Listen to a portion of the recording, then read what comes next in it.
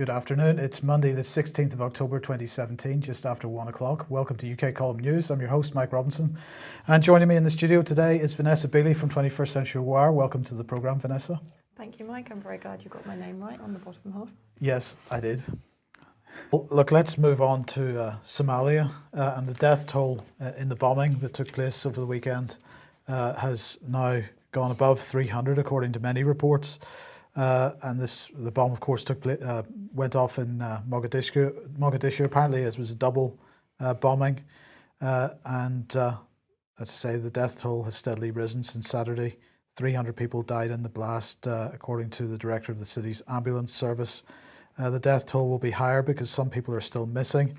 A doctor at the Medina hospital said that they had recorded 258 deaths, but that number is increasing all the time.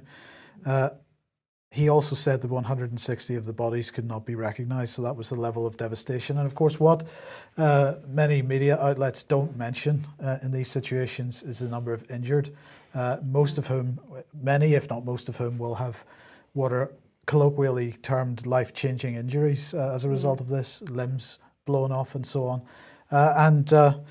You know, I've just got to ask, who's responsible for it? Well, I've got the wrong quote on this, but she's responsible for it, in my opinion, Priti Patel, International Development Secretary, and he's responsible for it, Boris Johnson, because these two are handing out money like sweets to ISIS and other terrorist organisations, including those, well, of course, ISIS is part of the picture in Somalia as well.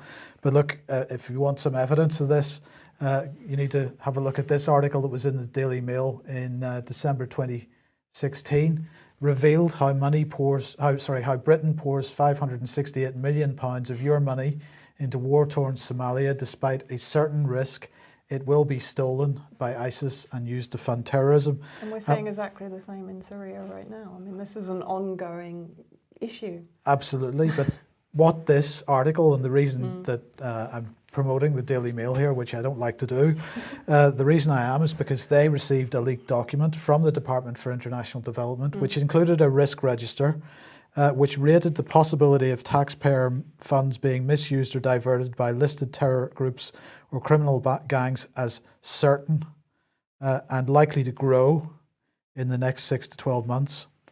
It accepts that there's a similar certain risk rating, that consultants will be unable to travel to insecure areas to monitor spending. The Department for International Development accepted that there is a risk that its, quotes, program delivery will be associated with unintended negative consequences. I absolutely would dispute that the consequences here are either misunderstood, not understood at all, or unintended. They're absolutely intended, absolutely intended.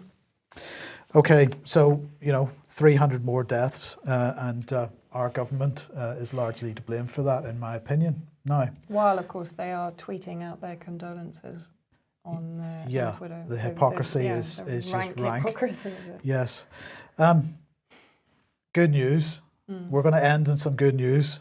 Boris Johnson is going to Moscow at the end of the year, and I'm personally writing to Sergei Lavrov to ask if perhaps he could be sent over to Siberia or something and kept there and not returned. Not brought back. Not brought back. So he's visiting Moscow towards the end of the year following an invitation from Foreign Minister Lavrov. And this comes apparently as part of the UK's sustained, robust engagement with the Russian government. Well, robust is correct. Yeah. So Boris, apparently the press release says that Boris and Sergei last met at the UN General Assembly in September, but it says that now is an important time for both countries to be talking about international security, as permanent members of the Security Council's shared concerns include reducing the risk from North Korea's nuclear missiles program. The visit will be an important opportunity to cover the Iran nuclear deal.